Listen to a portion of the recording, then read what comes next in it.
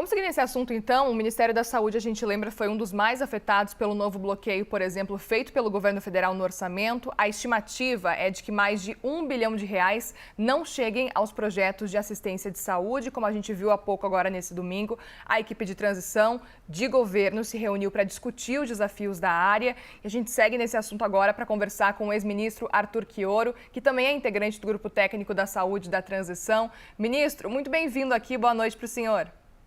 Boa noite, Muriel. Estou à disposição. Prazer é todo meu. Ministro, o seguinte, a gente ouviu agora há pouco o vice Geraldo Alckmin falando sobre a necessidade de repente, ter 22 bilhões a mais do que era previsto. Você está acompanhando já as reuniões, está participando desse processo de transição. Esse número de 22 bilhões a mais de reais te surpreende ou faz sentido? Não, esse foi o número que o grupo técnico que eu coordeno, composto hoje por 20 pessoas, entre eles o Calil, o Dr. Roberto Calil, que organizou essa reunião em São Paulo, foi o número que nós estudamos e oferecemos a partir do pedido do próprio vice-presidente Geraldo Alckmin. Ele nos pediu, em primeiro lugar, para analisar qual era o rombo do orçamento de 2023 mandado por Jair Bolsonaro para o Congresso Nacional. E nós identificamos que foram cortados 10 bilhões 470 milhões de reais de ações como tratamento do câncer, farmácia popular, saúde indígena, vacinas, bolsas de residência. Então, nós identificamos 10 bilhões 470 milhões de reais. Mas nós também, com base no planejamento que vem sendo feito a partir do programa de governo, inclusive dessas prioridades que ele acabou de dizer na matéria, né? Vacinar em massa a população, organizar o enfrentamento da pandemia de Covid que não acabou, enfrentar a questão das filas, reforçar a farmácia popular e assistência farmacêutica no SUS, o programa de saúde da mulher, que são prioridades do presidente Lula. Nós identificamos a necessidade de aumentar este valor até 22 bilhões e 800 milhões de reais. Então, já na primeira semana, nós conseguimos fazer um estudo técnico e mandamos para o vice-presidente Geraldo Alckmin.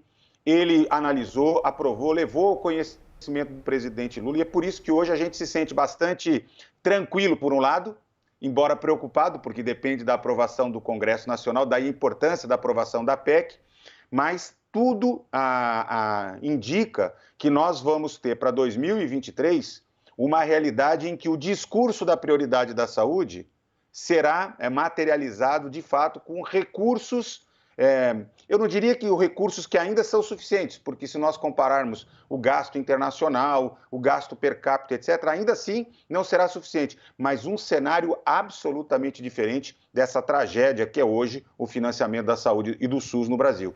Ministro, o senhor falou de diversos núcleos diferentes, né? Saúde da mulher, vacinação, até a parte da Covid especificamente. A ideia, a tendência de que a partir do ano que vem, para além do Ministério da Saúde, existam secretarias específicas para cada núcleo. O que vocês estão pensando nesse sentido, nesse processo aí de transição? Nós terminamos na quarta-feira passada, todo o trabalho que o grupo vem fazendo na sede, inclusive estamos usando a Organização Pan-Americana de Saúde, o Centro Cultural do Banco do Brasil, está tão fervilhando que nós nos abrigamos na OPAS e nós conseguimos identificar um conjunto de prioridades, inclusive de reestruturação, porque o Ministério, sabe, Muriel, ele foi bastante destruído ao longo desses últimos 4 anos. Ele perdeu não apenas a essência dos principais quadros técnicos, mas como os bons gestores que o Ministério historicamente tem, foram afastados, estão colocados em segundo plano.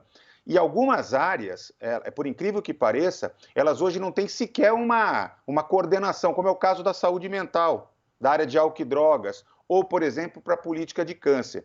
Então, estamos apresentando, na semana que vem, o presidente Lula vai anunciar, eu não tenho autorização aqui de colocar em primeira mão, mas as principais alterações, as principais modernizações que serão feitas na estrutura do Ministério para ser compatível com essa nova realidade que nós pretendemos de priorização da saúde. Mas eu posso dizer com certeza, né, porque isso é hoje uma realidade muito clara das necessidades do nosso país, inclusive corroborando com o que o vice-presidente Geraldo Alckmin acabou de dizer, que, em primeiro lugar, é uma triste prioridade, porque se a gente pensar que a gente teve já o considerado melhor programa de vacinação do mundo, pela Organização Mundial de Saúde, nós vamos ter que voltar a priorizar. E aí é todas as faixas etárias, idosos, gestantes, adolescentes, crianças e, naturalmente, as crianças. As crianças, só para te dar uma informação, Muriel, hoje, todas as vacinas dos bebês de até 1 ano, que é a fase mais vulnerável da vida, estão abaixo da meta. Desde 2015, começou a cair nesse governo, nós chegamos a coberturas críticas, ou seja, hoje o Brasil vive uma situação de grave risco de retorno de doenças que já estavam controladas, de perder o certificado de erradicação de doenças e de ter graves crises sanitárias por conta disso. Então, isso precisa ser uma prioridade. Eu diria que uma outra prioridade é enfrentar para valer a Covid. Veja, a pior coisa que pode acontecer é a gente dizer para as pessoas que a Covid está sob controle, que a Covid acabou. Isso não é verdade. Nós estamos com uma média móvel de mortes de 100 casos por dia. Isso é muito grave. Claro que não é a mesma situação que nós tínhamos há 1 ano, 1 ano e meio atrás, mas isso se deve, inclusive, à vacinação. Mas nós precisamos fazer uma grande intensificação em todas as faixas etárias, dos bebês de 6 meses a 2 anos, mas também dos menores de idades até 10 anos, acima de 10 anos, dos adolescentes, dos idosos, porque muita gente tomou a primeira, alguns tomaram a segunda dose, e quando a gente chega nas doses de reforço, isso vai caindo de maneira absurda. Mas tem um problema que o presidente Lula tem reafirmado em todas as vezes que ele fala da saúde, né, é a sua indignação com os brasileiros que não conseguem ter acesso ao tratamento médico, não conseguem ter acesso a um diagnóstico e que, portanto, chegam com casos, por exemplo, de estadiamento de câncer muito mais agravados. Pessoas que poderiam ter uma qualidade de vida, uma sobrevida, poderiam ter uma chance de cura e que perdem porque não têm condições. Tudo bem, isso foi agravado pela pandemia, porque o governo Bolsonaro não enfrentou como tinha que enfrentar. Mas já é hora, mais do que tardia, de correr atrás desse prejuízo e garantir o acesso para as pessoas. Fazer diagnósticos, consultas especializadas, cirurgias eletivas, tratamentos para doenças crônicas, tudo isso virou um verdadeiro transtorno, virou uma verdadeira uma lástima na vida. As pessoas estão muito indignadas, sofrendo muito. Então, essa é uma área que nós vamos ter que, a partir de 1º de janeiro, ter total prioridade para poder garantir aos brasileiros aquilo que está na nossa Constituição, que é o direito à saúde, né?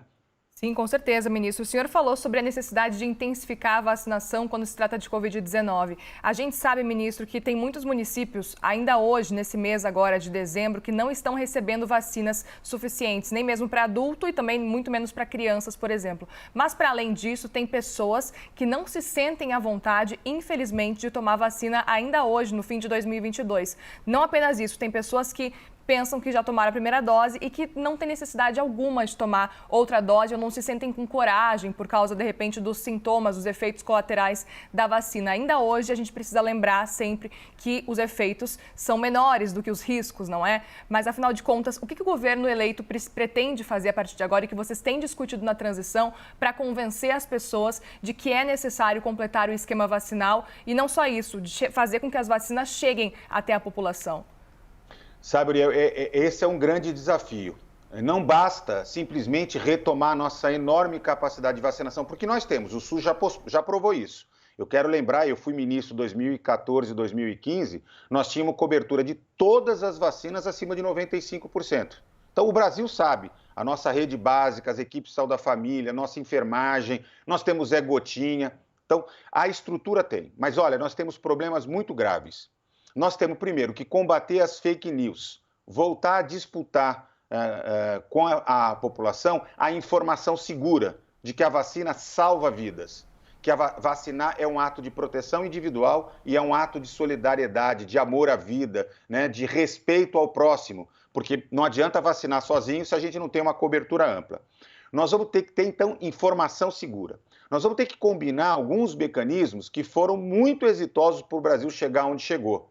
Nós queremos voltar a ter condicionalidades no Bolsa Família, na matrícula de crianças em creches, em escolas, em universidades, que é a comprovação do calendário vacinal. Pedir para que os empregadores exijam dos seus trabalhadores a comprovação. Nós temos experiências muito exitosas, né, de coesionar a sociedade no sentido de ajudar a cobrar, de ajudar a informar, ajudar a exigir a vacinação. Agora, eu vejo um outro problema, Eu estava vendo agora o desejo de voltar a vacinar a todo vapor no dia 2, mas há no diagnóstico que nós estamos fazendo um dado muito preocupante, que é o seguinte: o atual governo, Muriel, não fez ainda as encomendas para que os laboratórios públicos, particularmente Biomanguinhos, ligado à Fiocruz, e o Instituto Butantan, que são os dois laboratórios que produzem a maior parte das vacinas que nós temos no nosso calendário de vacinação, nós estamos já em dezembro, 4 de dezembro, e não foi feito ainda a encomenda para 2023. Então, do mesmo jeito que está faltando hoje medicamento para AIDS, para hepatite, para câncer na nossa rede, já começa a faltar medicamento na farmácia popular. Irresponsavelmente, o governo Bolsonaro não fez a programação. Veja, nós não estamos falando de dinheiro, de orçamento. Nós estamos falando de planejamento, de organizar junto aos laboratórios públicos a solicitação. É como se, imagina o seguinte, no dia 2, nós somos uma máquina de refrigerante, né? Essas máquinas que colocam lá o dedinho, tecla e vai sair vacina. Não vai sair vacina. Vacina é uma produção industrial, né, que precisa de segurança, precisa de verificação de qualidade, armazenamento adequado, distribuição adequada.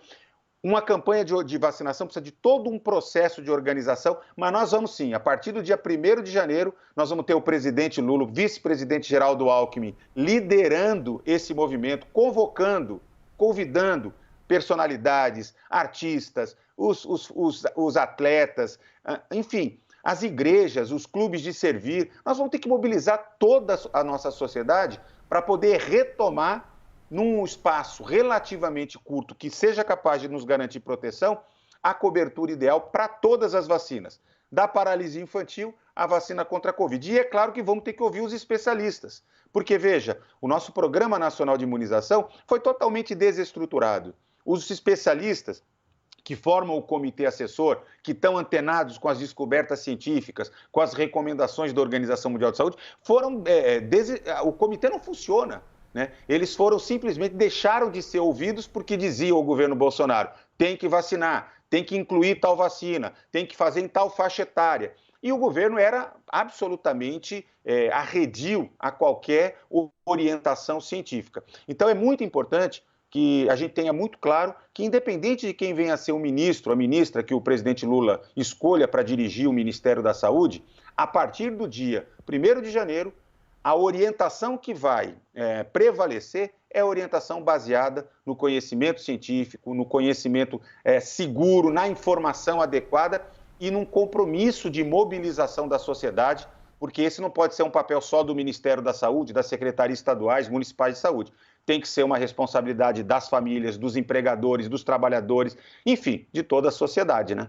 Certo. A gente conversou com o ex-ministro da Saúde, coordenador do Grupo Técnico da Transição em Saúde. Ministro, obrigada sempre por conversar com a gente aqui. Uma ótima noite para o senhor e um bom começo de semana também. Bom trabalho. Fico à disposição. Um abraço, até uma próxima oportunidade. Obrigada. Tchau, tchau.